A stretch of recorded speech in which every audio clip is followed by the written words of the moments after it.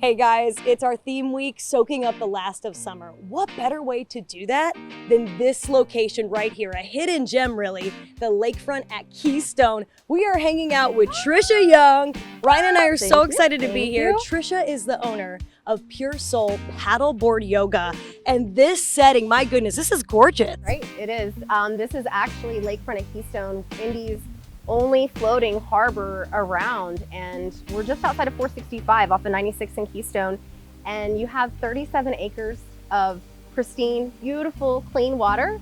And this year they let me launch Pure Soul Paddleboard Yoga from here, so I get the privilege of being and having exclusive rights to be on the water. We can't wait to try paddleboard yoga. I know Ryan has a question before we're gonna get started though, for sure. Trisha, I've done yoga a couple times. Do I have to be like an expert to do this well? The whole idea is actually that you're not. Like, to think that you're an expert kind of defeats the purpose of the yoga. Okay. So the whole point of being out here is that you come to set down, disconnect, get away, and on the water you tap into your own balance.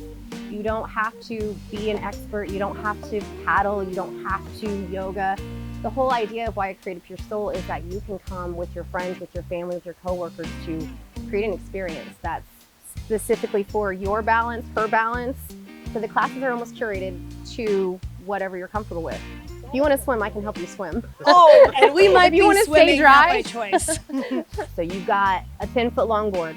It's over 2 feet wide, and what that does is this handle right here becomes a sweet spot because this is where the board is the longest and the widest.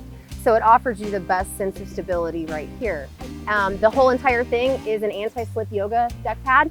So anything that has color is gonna hold on to you really, really well. I like the sound of that. Right? Yeah. You need that, and you need that with the toes, you need that with the fingers, and we're gonna find that out today. So back here you have the leash. This will, as I put you guys out on the water, it's gonna keep you attached to the board. Okay. And then we'll also use it to hold onto the paddle for class so the paddle's out of your way. So by the time class actually starts, you guys will be anchored in, you don't have to hold on to anything, you don't have to carry anything. It's all taken care of for you. And you actually have an incredible story of your own because you were recovering from a back injury and that really led you to yoga in the first place. Yeah, absolutely. The first injury with my company, I worked in logistics, was back in 2018, and that got me into yoga trying to heal myself. And what I found was such a sense of awareness and mindfulness that came from practicing, coming at it from a physical side to really this beautiful person that I discovered. And then I met all these amazing people, and it's kind of the soul tribe of everybody. I had already been paddling, and bringing them all together in this way during my second injury was when I decided to just go all in, right? And offer it to people no matter what. Stories like that of triumph are so inspiring. When you go from an injury to being a yoga teacher to teaching on the water, I would say that's a pretty impressive progression. Thank you. Let's do this. Ah! And then here we go. You've got this, I've got you, and now it's all you. So from here, you're gonna just, you're on. So from here, yep, you're just gonna scoop that whole thing picture facing forward.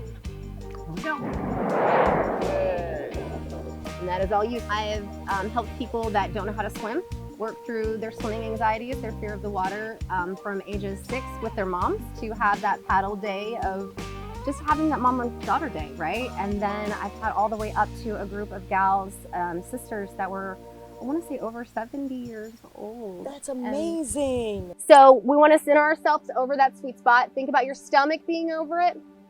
And then the key to your balance again is that hip bone shoulder width distance. So looking down at the knees, you want them to be right underneath your hips. You want the toes to be in line with the knees. So spine extends all the way up, tucking the chin to the chest to get that nice compression, and then we bring that left foot towards our left hand. From here, we're gonna let the chest rest on the thigh, bring the hands to the knees, really press through that left foot heel. So from here, we're gonna push through the heel, push through the hand palms, lift through the chest. Good, rising up and then contracting through the thighs and glutes to press that right hip forward, really feeling that stretch in the hips. Go ahead and draw your hands down, bring the energy up, shoot it up towards the sky, and then slowly come hands parallel, bring that left arm forward, right arm back, And really then bring, yep. And then use the obliques. Draw the stomach in and use your core strength to twist that arm further, lining everything up into the side. Looks so beautiful. Squeeze in, twist through the obliques, turn through the fingers, hands to the center of the chest. Come back to center, fold over the thigh, hands rest. Knee comes out. How's that feel? So go ahead and bring the right foot out a little bit to create that balance, and then just come up onto the toes. Keep everything locked in your core. Jillian, stop. Sorry.